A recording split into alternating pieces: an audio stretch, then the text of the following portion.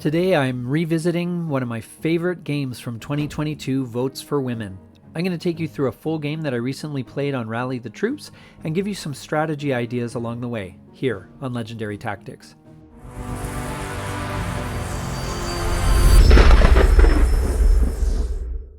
Good day and welcome to my series I'm calling Revisiting, where I'm actually going to revisit some games that I have not played in a little while. And today's game is Votes for Women. I'm playing on Rally the Troops. If you haven't been on there, they've got a great selection of games, including Votes for Women. And it's a great way to connect with other gamers, and especially if you're playing at a distance from your normal gaming group. I think it's a great way to do it. Great interface, rules enforcement, all that great stuff. So we're going to look at first of all, I'm the suffragist player, and this is the my opening hand here, and the available strategy cards. We have opposition research, change in plans, bellwether state, and then we have Kansas and Montana. Those are two in the west, Texas in the south, Illinois and Ohio in the Midwest, Pennsylvania and Virginia in the, what do you call that? New England, Atlantic and Appalachian, that's right. And we have New York and New Jersey in the New England area. In this game, it's the Northeast. So anyway, and it's not the West, sorry, it's the Plains, I guess. So the game actually highlights, if you look, it's highlighted in white, the cards or the states that are have the state cards. So it's very easy to spot if you're playing on this to make note of the different key states that you want to start with. We're going to open with, as you might expect, the Seneca Falls Convention. And this allows us to get our campaigners out right away. It's very common, probably really realistically the best opening move, regardless of your cards. You get a couple buttons and a couple of cubes in New York, which is always handy. Of course, the typical response is with the patriarchy card, which places a whole bunch of red cubes all over the place, four buttons, and campaigner in the south. So very, very common opening in this case. So I went for immediately Pioneer Women, rolled the dice, and got a decent roll here. And so we got Pioneer Women. We're going to add some cubes to the states, and I'm of course going to do what I can to snag the New York card right away. In this game, I found, and this is kind of a funny way to play, I guess, but it's something I've run into by playing it a lot on Rally the Troops, is you want to go for the state cards, even if it costs you the state cards to get additional state cards. It's mainly a strategy of denying your opponent the the option of getting them. So it's not so much that you get them and benefit them from them. Of course, that's part of it. But I originally played this where I tried to save them for the last turn of the game, or second last turn of the game. But if it helps you to get more state cards, then you should probably use them just to deny them to your opponent. So with the two cubes in New York, that got me the opportunity to get the New York card, and then by placing three in New York, that gave me a good head start on New Jersey. And then the response there was the Catherine Beecher, and that placed four cubes. He did a couple of re-rolls there, or at least two re-rolls there, I think, and got a four there and placed them to reinforce, of course, Texas, Virginia, Pennsylvania, and Kansas. So to get into those states with one campaigner, you got to use the events as best you can. So the next card I played was Sojourner Truth, and rolled a couple dice. It gave me a couple more cubes in New Jersey, allowed me to take the New Jersey card there. And then we assigned another bunch of them to the campaigner in the north, in the Atlantic and Appalachia. I moved there and I removed four cubes, two from Virginia, two from Pennsylvania to try and reverse those key states. Then I spent the New Jersey state card to get a couple of tokens, again for the with the view of mainly movement if with the campaigners, but it's also it's obviously good to have rerolls if you need them.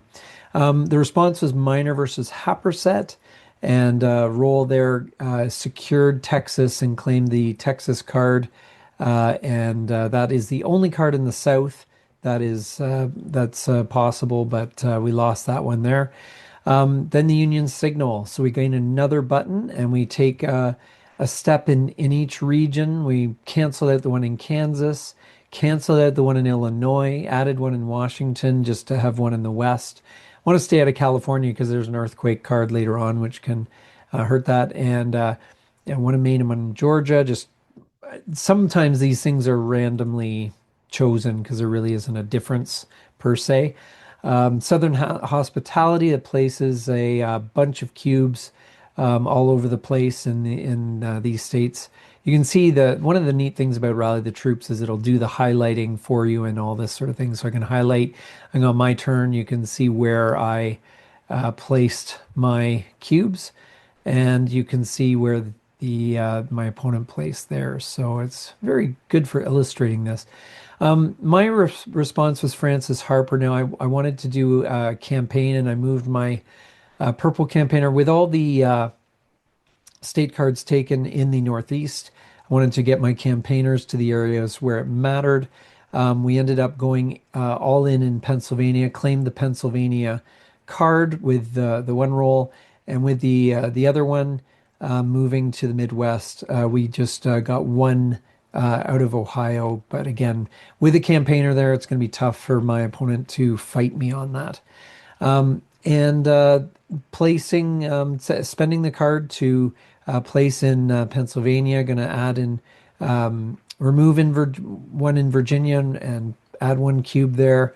Go into North Carolina, flip things in Tennessee and so forth, just to try and get things rebalanced.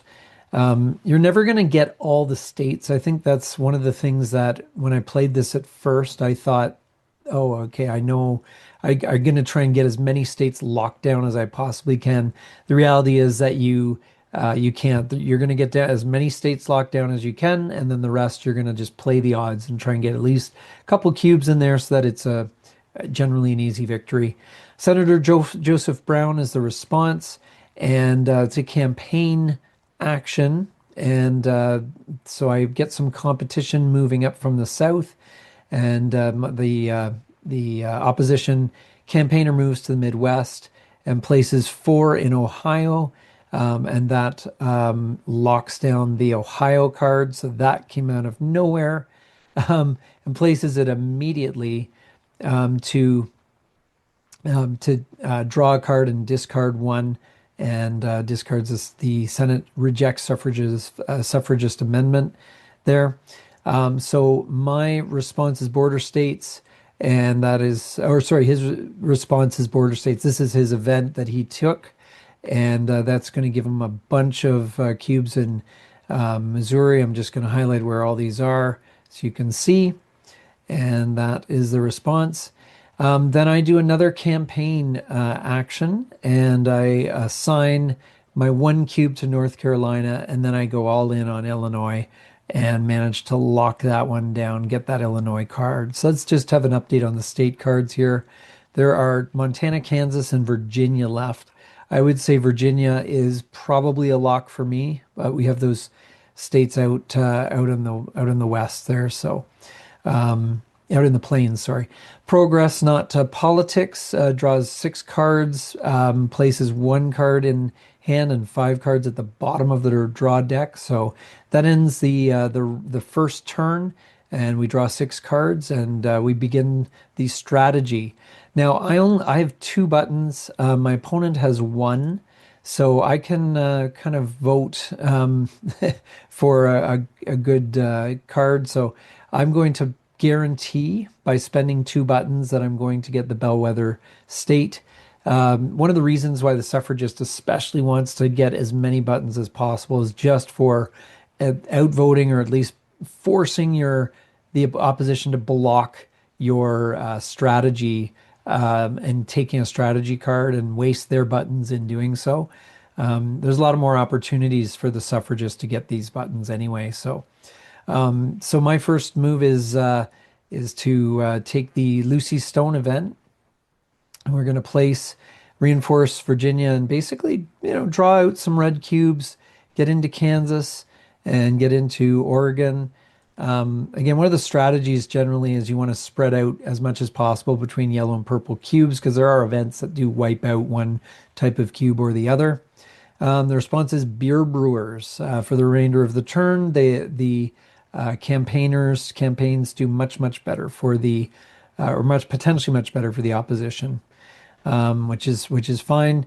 Once again, go all in on the campaign. I'm not messing around with these state these state cards, so I'm going to move over to the plains. I'm going to go all in on Kansas, spend 3 there to claim the Kansas card, and then with my the other 2 roll, I claim Virginia, get the Virginia card out of the way. So really, that is all the state cards. They are all gone. I was able to snipe a good number of them, which is great. And so in hand, I have 5 state cards, and my opponent just has Texas. So already we're doing well.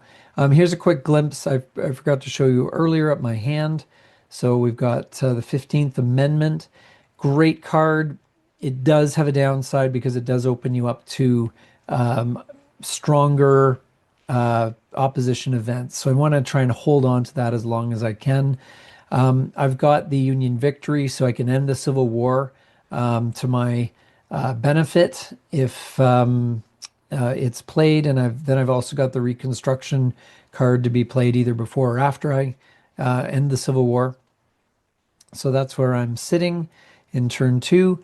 Bellwether State, I decided to take that and use that to lock down Montana. That was my final move there was to place that. So, again, using these state cards to chain and mainly just to prevent your opponent from getting them, I think is well worth it. The New York newspapers, and so there's actually this is used for campaign actions. So we get a bit of campaigning going on in the Midwest. You can see where the moves were made, and so outside, I think I've got my campaigners in a good spot. Certainly want to lock down the Atlantic. I can let the opposition do what they will in the Midwest. That's fine. I don't mind. Um, and I decided to go with the 15th Amendment. Again, risky, but I decided to go for it. I get a couple of cylinders in the Congress, 19th Amendment. The next phase of the game after the state cards are gone is the suffragists passing the 19th Amendment through Congress. The challenge is you don't want to do it too early. It's one of the mistakes that I have made many times is rushing to get that through, and I'm in a bad position on the board. I don't have enough cubes down, and if you trigger it too early, unfortunately, you're gonna probably lose because the just with 2 campaigners, the opposition has some great events. They'll start sniping states away from you. And before you know it, 13 have gone and you've lost. It's very hard to prevent that. So you want to time it if you can. So it's not happening too early. So you can see a couple cubes removed from South Carolina. We got Washington, Oregon, and going to fight back a bit on in the Midwest, partly because I want to oppose the opposition's presence there, but also because I want to tie the opposition down there. If they feel their work is done in that region, they're going to leave, and I want them to stay right where they are so I can just focus on the other regions. Now, the 15th Amendment is in effect, so this is one of the downsides. So, um, one of these events can hurt you pretty badly, but instead, my opponent decides to go for a campaign action, I guess just to take advantage of the high roll, the opportunity to get six, and actually does pretty well. Adds a couple in Indiana, a couple in Missouri, a couple in Wisconsin. So I probably honestly would have taken that event. That's a pretty powerful event to make me lose a couple buttons and all my purple cubes in up to four states. That would have been pretty devastating. Montana, Illinois, Kansas, and New York would have lost a lot of cubes. I can't replace those easily. So, but I guess that's part of the game is distracting your opponent. And obviously, my opponent was very focused on that. Um, that the fact that the beer brewers are in effect. So I'll take it. Using Reconstruction for the event, I'm going to add to South Carolina, Louisiana. I'm going to start removing cubes from all through the South, and going to add in Tennessee, North Carolina, and Virginia. Kind of, I guess that's just locking down Virginia. It's a bit of overkill, maybe, but um, then Oh Save Us Senators from Ourselves is up next, and interestingly, takes the event, places a bunch of cubes in each region as a way of countering me. I decide to petition to Congress. I'm going to add another cylinder. So you can see I'm up to four cylinders now, and I'm going to start placing cubes around. But again, I'm not going to trigger it too early, and I'm going to see if my opponent actually removes any cubes from me. And I'm going to take one out of Ohio, one out of Vermont. Then I'm going to use Virginia, and that's going to allow me to draw a couple cards. And then I'm actually going to play Francis Willard again. Sorry, that's where the fourth cylinder came from. The game is skipping out a little bit. So I'm up to four cylinders now, and I get a couple more buttons. So I'm up to four buttons, which is pretty good. And just a couple cards left there. And the next card, Senator John Weeks. Again, taking it for the campaign and rolling well, honestly, rolling really well. But again, maybe hoping that I will trigger the 19th Amendment a bit early. So places in these states. And then I use the property rights for women again for a campaign action. Decide to move or sorry, it cost me a button for the reroll because my original roll wasn't that great. I'm gonna assign the one cube to the plains, just cancel out Wyoming, and then I'm gonna do what I can to fight back in Kentucky and Delaware, cancel out those cubes, and just I want to leave it in great shape before I leave. So I decided to take Kansas as well. It's going to allow me to beef up these states here in the plains, and that will potentially free up my purple campaigner there um, to head out west. Basically, that's my next stop, and then I can, get things settled over there. And the reply is Southern Resentment. Again, 15th Amendment is in effect, so this allows some placement of some cubes in various states, including canceling out cubes in Alabama and Louisiana. Beer Brewers is gone, and so I draw my new cards here. Now, I hung on to Union Victory just because I wasn't sure if the Civil War card was going to come out. I'd forgotten if it had gone past. I did get the National American Women's Suffrage Association. That is my third campaigner, which is great. And I've got a couple of really good events. I can add one more cylinder to Congress there on a decent, or that's as long as that's an automatic one, as long as the Civil War is not in effect. So, and I've got the card to cancel the Civil War, so I know I can get up to five cylinders in Congress, which puts me in a pretty good position. I just commit one button. Again, If I get a strategy card out of it, great. If not, I'm going to make my opponents spend their only button, which means they're not going to be able to move unless they get an event. We have opposition research, change in plans, and counter strat available. And my opponent does not do anything, so I choose I choose the change in plans. That allows me to choose an event and discard that, so that might come in handy. And then, of course, I use I'll just go back up to the map here. The American Women Suffrage Association, I get my next campaigner and some buttons. Now, this is where I think there's a neat strategy you can do as the suffragist, and that is wherever the opposition puts a campaigner, you should flood the zone. If you can, if you got the buttons to spend, put two campaigners in that spot. There's no way that opposition campaigner is going to be able to fight that. And honestly, that's going to be pretty tough to basically you're going to force that guy to move. And that is going to cost buttons. And especially if there's no buttons, really, if you get a couple campaigners going, you can really outdo a lot of the damage that one campaigner can do. So it's kind of a neat strategy. I had a lot of fun with that this game. But I am going to use the New York card and just cancel out New Hampshire, cancel out Maine and Massachusetts and so forth, get a few going in Connecticut because I'm not there.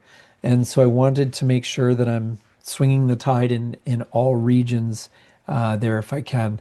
Now, the response is the Women in the Republic, basically drawing a card, and the xenophobia card is drawn, and that really is probably what I should have been hit with before, but is a similar event that came by earlier. But I lose all 4 cubes in Illinois and all 3 yellow cubes in Pennsylvania. That's expensive. That's really expensive, and it's a great event for the opposition, absolutely, for sure. Then Women to the Polls, we're going to do a campaigning action. We're going to use this, and this is where I begin to flood the zone. I move the yellow and the purple campaigner, kind of abandon the Atlantic and Appalachia, but we want to kind of really lock down that opposition campaigner there. We've got some buttons to spend, so we basically are canceling out a lot of the good work in Indiana and making sure that flips to our side, and also canceling out Ohio, beginning to kind of turn that tide. And while we're at it, because we've got that third campaigner, we just kind of drop in a couple cubes in the west there, just to make things, to keep the tide turning. And then I once again draws these 2 event card things and decides to take this event. Now, this gives him actually a second campaigner, which is actually good timing. Gives him a couple buttons, another campaigner. It's in the Northeast where I'm not. So this is actually pretty decent counter. But I'm going to play this vindication of rights of women, and I'm going to end up drawing the club movement, and it's going to give me 4 buttons. So that's going to give me a lot of flexibility in every stage of this game. The threat to the ideal of womanhood is next. Again, campaigning, 1 cube in Ohio, couple cubes in New Hampshire. And this is where the campaigning gets a little more balanced. When it's 3-1, you can really flood the zone. But here it's not too bad. In this case, I'm going to take the event, get a couple more buttons, reverse things in Illinois, and again, just kind of going through the Midwest and hoping to not only turn the tide, and you can see we have in a big way, but also maybe scaring that campaigner off. I'm going to follow up with the Illinois card as well, just to make sure that we really do a bunch of damage. And so you can see a lot of these states either going neutral or flipping slightly to me. The next up is Old Dixie, which is just an event to add cubes in the south. Nothing too threatening. It's a pretty straightforward event. Then the equality, I'm going to add another couple buttons, adding more in the states where I am basically all around. I'm going to pick the different ones, but I'm going to try and get presence in each of the states, even if it's one cube.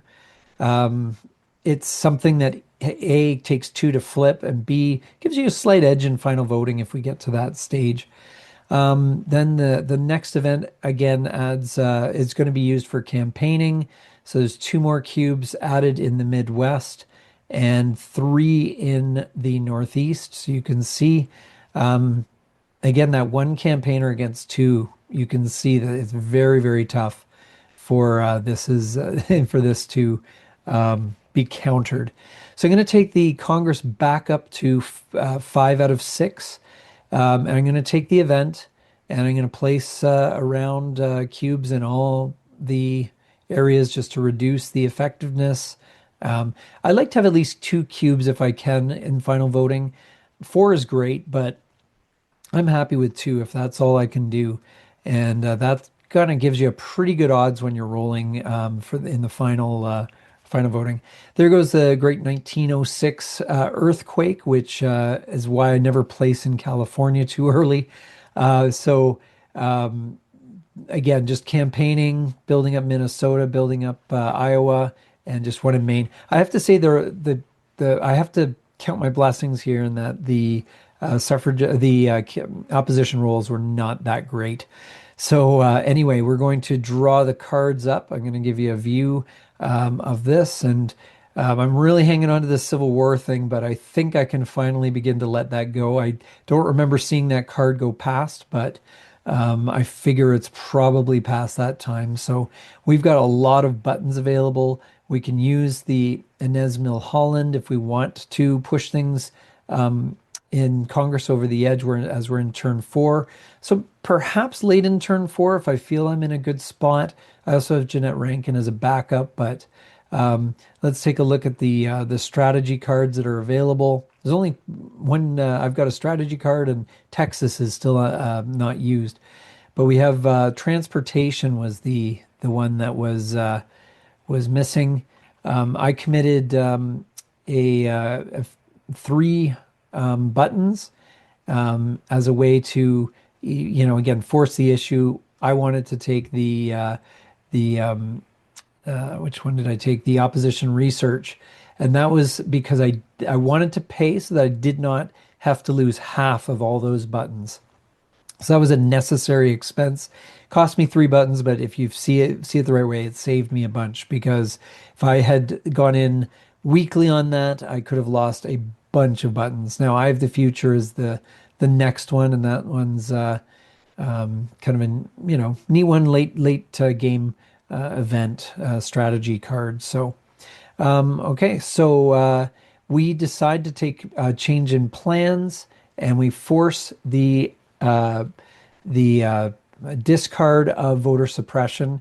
One of the things in this game that I find differs from 1960, if you've played that, is that the final voting events in this game are so useful. Oh my gosh, they're so handy and powerful. Whereas I feel 1960 are a little bit more optional. Some of them are okay, but they're very specific to certain states or whatever. And so I'm very happy to discard this card out of his hands. So makes final voting a little bit better. I'm going to do some campaigning now. Good, and I get some decent rolls here. I'm gonna flip things around a little bit more in the Midwest with a 4. Gonna place 3 in the Midwest again, and then just 1 in Colorado there with my 1 bad roll. But overall, it's getting pretty tough for that one campaigner to hang on. And if I can just get the Midwest sorted out and start spreading out, get to the West, get to the South, get to the Atlantic, I think I can really lock down those regions and make it very tough for the opposition's 2 campaigners to get there. Now the war in Europe comes along that removes one of the cylinders, and we must pay in order to do a campaigning action, we must spend a button. Now, I don't mind this because if you look at my events, I've actually got a lot of events which place cubes around all over the place. So I don't have to campaign. It's a bit of a pain to have to deal with it, but it's not the end of the world. And then I'm going to use the debate SU cowards, and I rolled a really good roll here. Look at all these cubes I get to remove from each of these states. Yeah, I got a lucky roll there. I didn't even need to re-roll it. You can see that was a pretty devastating event. I didn't need to campaign whatsoever. I was able to do a bunch of damage all over the place. The response is the conservative opposition. A little bit late in the turn, I think, for this one. But I guess if my opponent's planning on doing a lot of campaigning, I guess it's okay. But there's only really a few turns left. If you're going to play that one, you usually want to play it first thing. But anyway, that's fine. So I'm going to play an Esmil Holland. I'm going to threaten it once again to complete the 19th Amendment. We got back up to 5 cylinders in Congress. Going to get a couple more buttons, and then I'm going to start placing around, and again, just start reducing where I can, and boosting in the regions where I'm locked down. Now, I would say the planes are basically done at this point, so I'm going to move that campaigner over to the west. It doesn't look like it'll take long for the west to get locked down.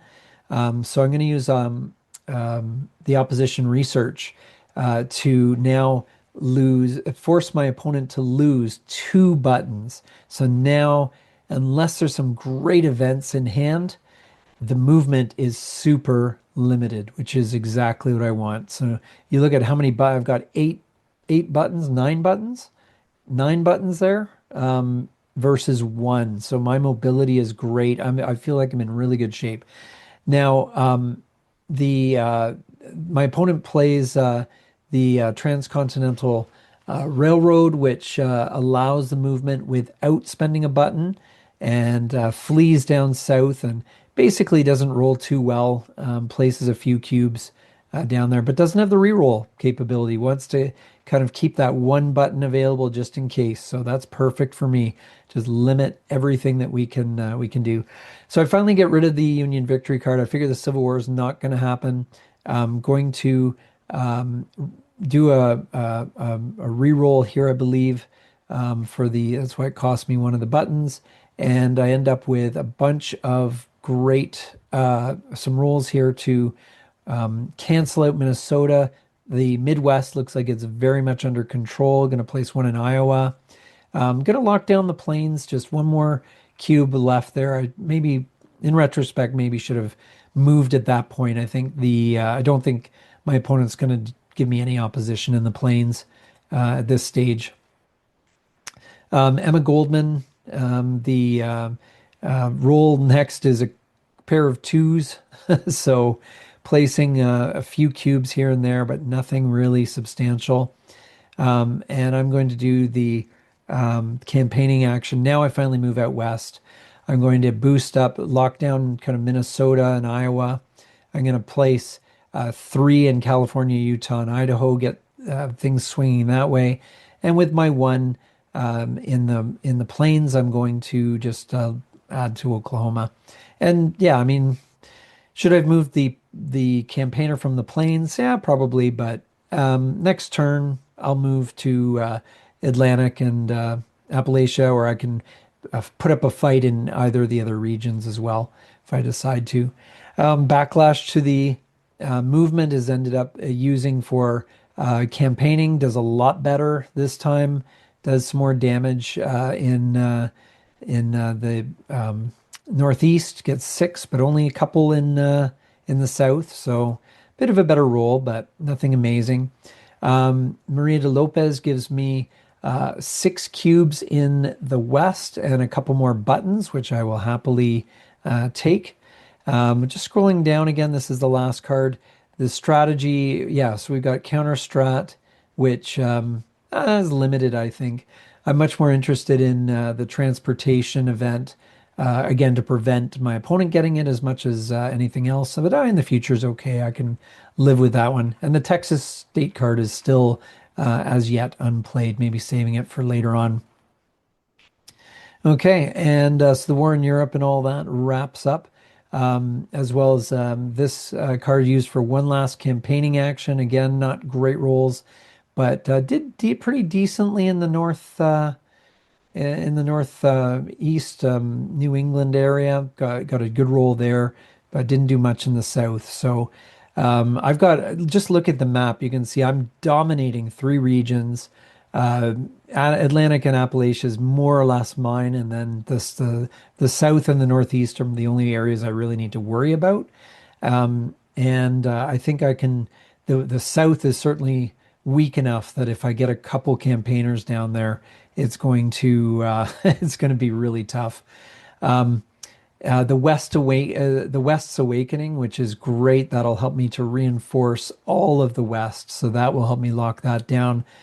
Southern strategy, again, a risky card. It opens up some bad events for me, but that could be my way to get into the South because it can get two cubes in each state, which is really powerful. So, and I've also got a couple of other ones that are give me the flexibility, and I still have Jeanette Rankin, so I can likely trigger the 19th Amendment this turn.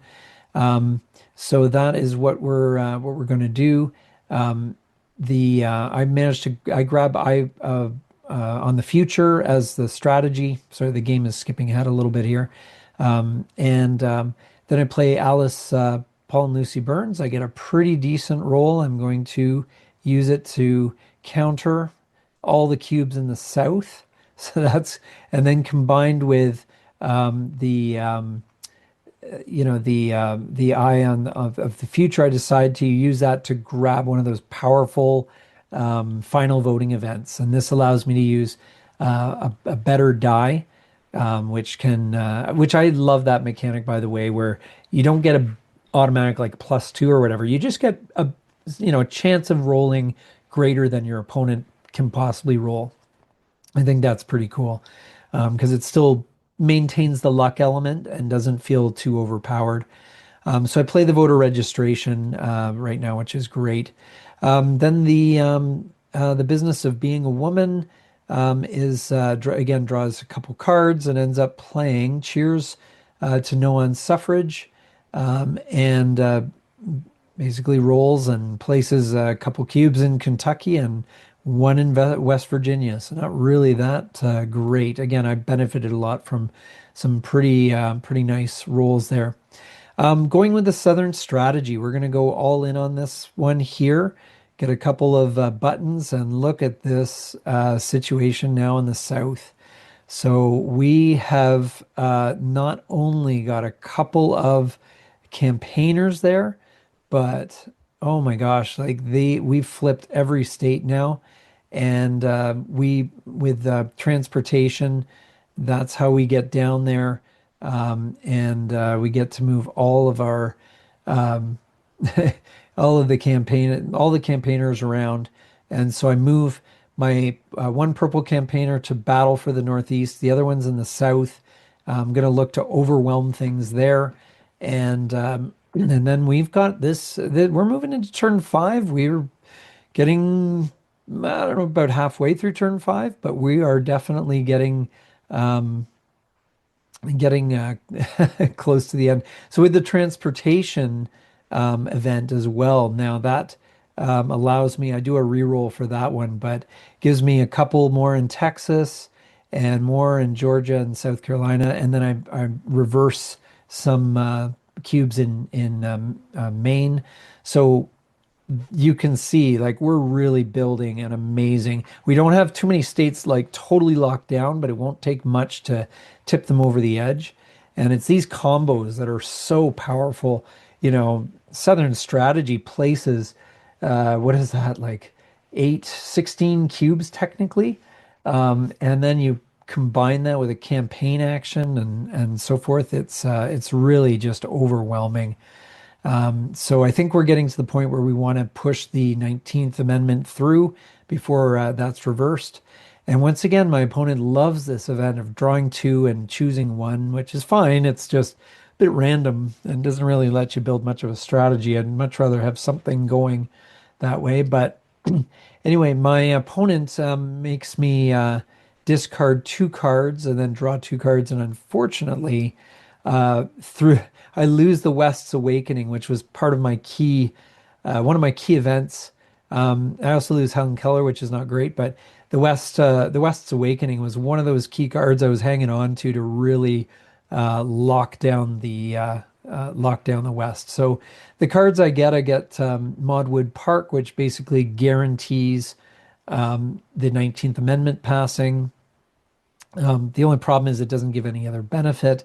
And this card as well gives me potential reach. Maybe if I can roll well, it would be almost as effective as that card in the West there that I lost. What is the West's Awakening?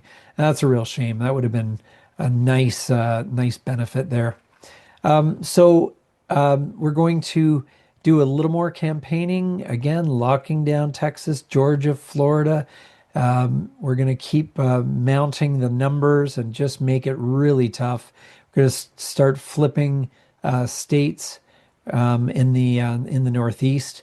And this is going to be very, very tough for the opposition to turn the tide at this point. We're just have three cards left in turn five, and just a few, one more turn after that, and we're done.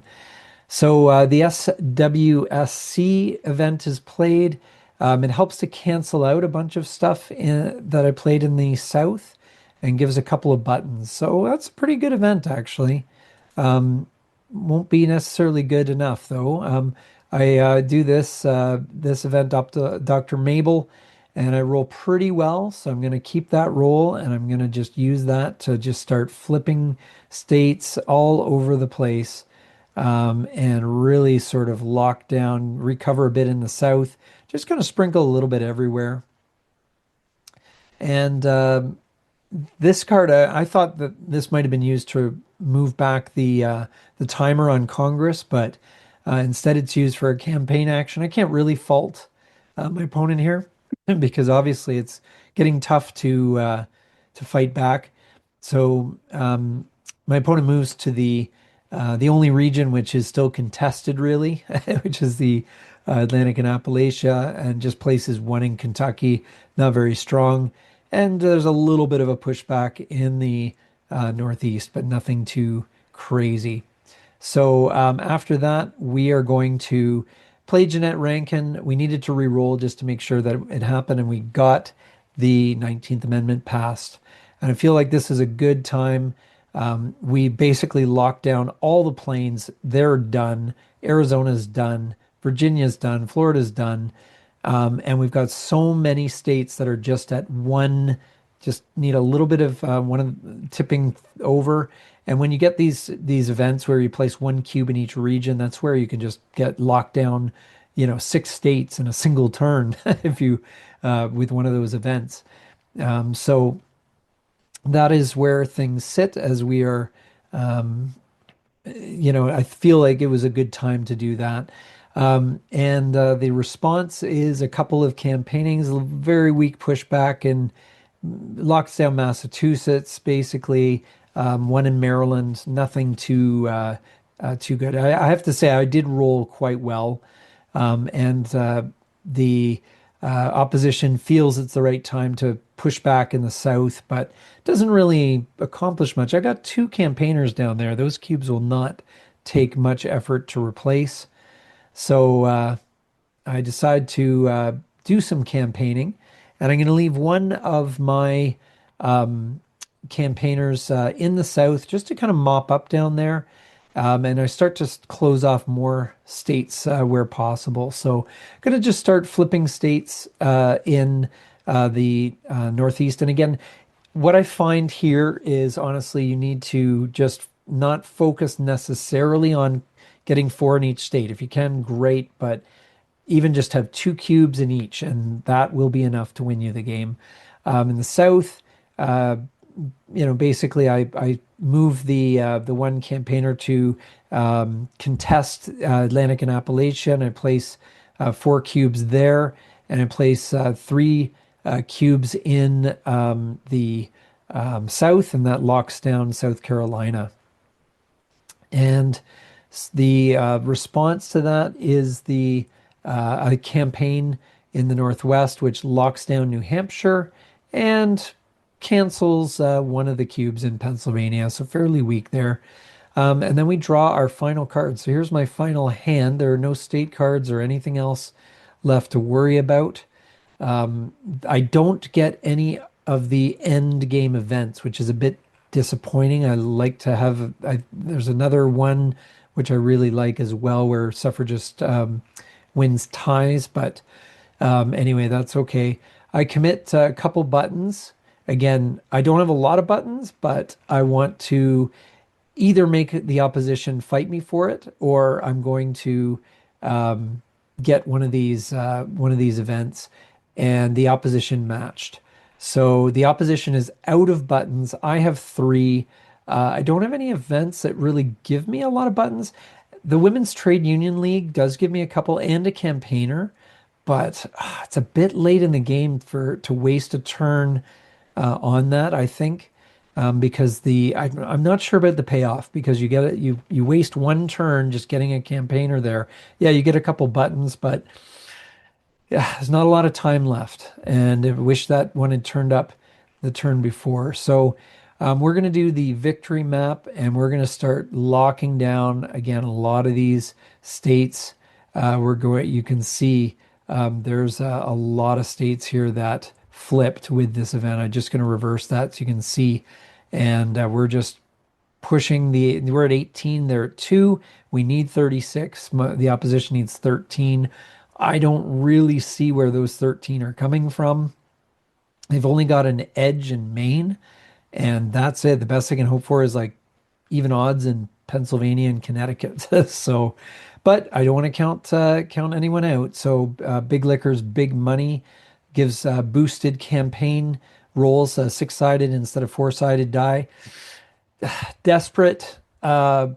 It's not too late, but I think it could work. It's probably the best move that my opponent has. But I'm going to lock down even more states by rolling. I get a pretty decent roll a 7. I'm going to lock down some more states. I'll just reverse this one step so you can see how many states flip. I think I get 5 more states. We're up to 20 or 6 more states. 6 more states. I'm up to 24. And what happens is, as this gets narrower, both sides, neither side needs to go to the plains. Neither side needs to worry about the west or really even the south. So it really narrows the scope that everyone's focused on, and it gets pretty tense because really the lack of movement that my opponent has may not matter all that much because they don't really have anywhere to go, but it means I don't have to defend the Midwest, and I don't really need to worry about the South, the few states that are there. The 1918 pandemic hits and rolls some decent, well, I guess it's a bit below average, but has no way of re-rolling, right? So we get Pennsylvania, West Virginia, Indiana, or sorry, Delaware, sorry, and 1 cube in Vermont. So not that strong. I'm going to campaign again, going to lock down North Carolina, going to lock down Rhode Island, going to lock down Alabama. We're up to 27 now. And the necessary privilege, again, campaigning. And this is where, that card, places, basically locks down Maine, locks down Pennsylvania. Not bad. I mean, if you can do that, a couple states per card, maybe. But yeah, it's going to be tough, especially not being able to move. And I'm able to still move if I need to. But I'm just going to campaign hard where I am. I'm going to add basically just a couple more states, but adding more in various opportunities around Kentucky, West Virginia, just to make sure the odds are going to be in my favor in final voting. The response is Horace Greeley again for campaigning. and basically flips Vermont. So you can see New England's kind of opposed to women's suffrage movement. Interesting. So up to five, and I'm not nervous at all here, really, but still, there's a bit of fight in my opponent yet. So once again, campaigning, we're going to move to reinforce the Appalachians because the Northeast has been settled. So that campaigner, um, my opponent, the opposition campaigner here in the North East is completely useless now unless there's a card, an event which can get some movement that really neuters the campaigning capability. So I move into the Appalachians, do some flipping around here. Didn't get great rolls, but anyway, continued to lock down the South. And realistically, I could probably even move the campaigner in the South. Well, maybe to the North, Midwest might be useful, but we've only got one card left, so I'm not too worried about it. And then the last campaigning move locks down West Virginia, and really there's nothing. The campaign in the North East goes to waste. And then finally, for my last move, I actually take the four buttons. I want rerolls. I want to have the opportunity to make sure I lock down this victory in final voting. And so in the end, the last card is to replace one check mark with an X. So it flips Nebraska with Governor Clement's veto. Oddly, I don't know why it was Nebraska, but there you are. And then it clears out the events. And then we just go down to final voting. I pick the Mississippi and flip that. And I'll just scroll through. You can see the states begin to flip as we go. Don't need to draw this out any further. And that is the game with 36 to 7. And odds are with five rerolls, I was going to win the other five. So it was going to be a 41 to 7 decision. The game, even though it seems in retrospect that it wasn't that tight, I felt like at least through turn four, maybe into a little bit into turn five, it did feel very tense. I thought it's a really tense game. And if you haven't played this game, it's really fun. It's not hard to grasp, and there's a lot of history here that you can sink your teeth into as well. It's been really fun revisiting this game with you today, and we'll see you here next time on Legendary Tactics.